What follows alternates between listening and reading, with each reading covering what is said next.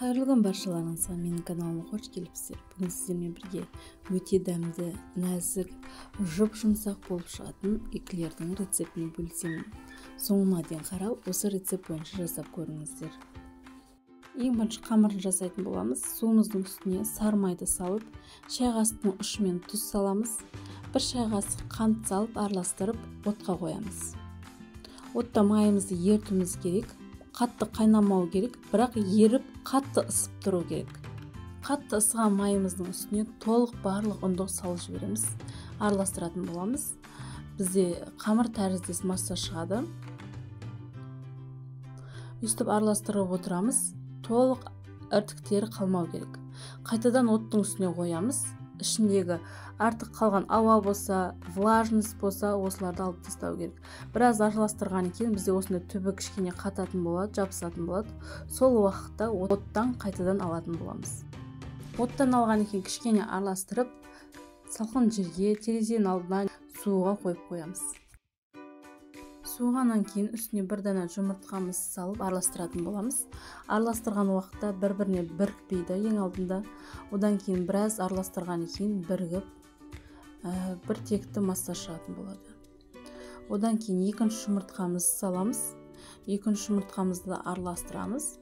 Араластырып болған екен бізде осындай қаймақ тәріздес, қою қаймақ тәріздес масса шығады. Мен осындай жұлдыз тәріздес насадка қолданамын. Қалташаға кигізіп алып, үстіне қамырымызды салатын боламыз. Және пергамент төсеген формаға орналастырып шығамыз. Өз қалаған формаңызда, қалаған көлемде орналастырсаңыз болады. Ысып тұрған пеште 180 градуста 30-35 минут пісіріп аламыз. Енді қайнатпалы крем дайындайтын боламыз. Сүтті алып отқа қоятын боламыз.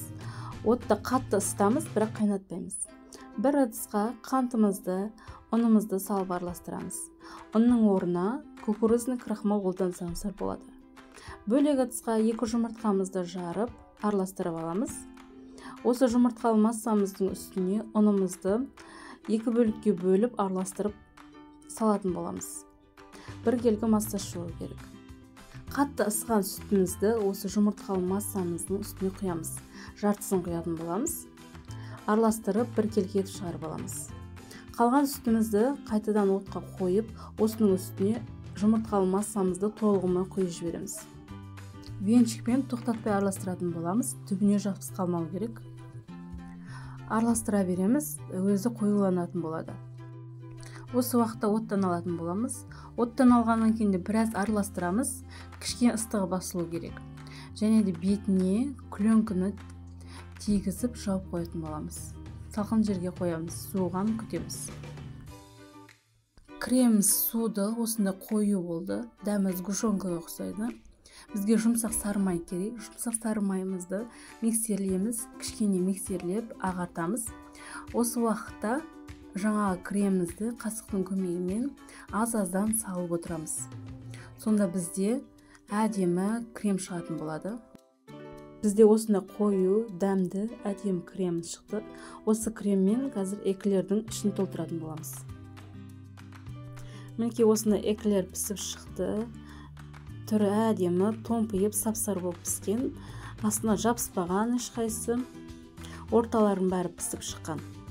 Осы эклерімізді енді креммен толтыратын боламыз. Эклерге крем құю үшін кішкене бір шетін тесіп шығамыз пышақтың көмегімен. Кремді қалташаға құйып алып, эклердің ішін толтырып шығамыз.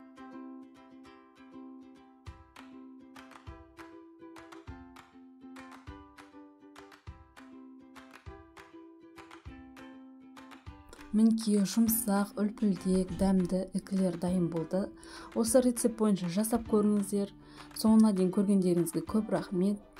Каналыма жазылып, комментарий қалдырып, лайк басып кетіңіздер.